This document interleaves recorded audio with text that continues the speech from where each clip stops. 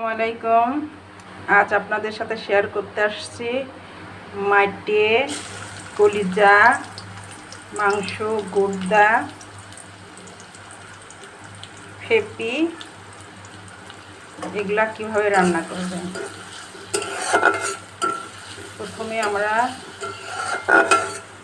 তেল দিয়ে তেলে পেঁয়াজটা নেড়ে নেব। যতক্ষণ লাল না হয় ততক্ষণ নাড়তে থাকবো। আমার পেঁয়াজটা লাল হয়ে গেছে। এইবার আমি খুব স্বাভাবিক মশলাগুলি দিয়ে দেব।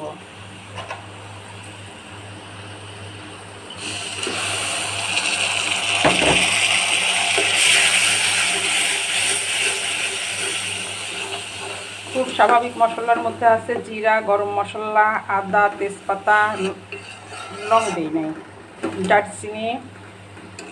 এই যে আপনারা ইচ্ছা করলে মশলা আরও বাড়িয়ে দিতে পারেন, কিন্তু আমি খুব স্বাভাবিক অল্প মশলাতে রান্না করছি। তবে আরও একটি কথা আছে, সেটা হচ্ছে সব সময় মাটে রান্না বা মাটে ভুনাতে, এগুলো মিশালি ভুনাতে একটু তেলের পরিমাণ বেশি দিতে হয়, তাহলে খেতে মজা লাগে। এবার মশলা কষাইতে কষাইতে আমি কিছু পেঁয়াজ কাটা দিয়ে দেবো। এগুলো পেঁয়াজ কাটা আর রসুন ছেঁচা। এবার এই পেঁয়াজটা আমি কষিয়ে নেব ভালো করে। এইভাবে একবার আপনি মাটে রান্না বা গোস্ত মিশালো সব কিছু দিয়ে রান্না করে খেয়ে দেখবেন কতটা টেস্টি হয়। এবার আমার মশলাগুলি কষানো হয়ে গেছে। আমি মাটে মাংস, চর্বি সবগুলি একসাথে ঢেলে দেব।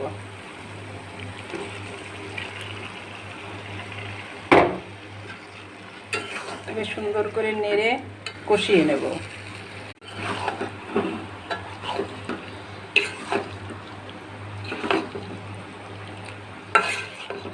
এটা কলিজা মাংস দিয়ে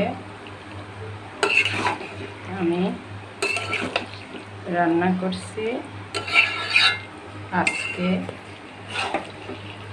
দুপুরে খাবো বলে। আমার মাটি ভুনা আজকের মতো রান্না শেষ। এবার এটা পরিবেশনের পালা। আসসালামু আলাইকুম। আপনারা এভাবে মাটি ভুনা করে খাবেন, ইনশাল্লাহ অনেক সুন্দর, অনেক সুস্বাদু লাগবে। থ্যাংক ইউ ভিডিও দেখার জন্য। আলহামদুলিল্লাহ।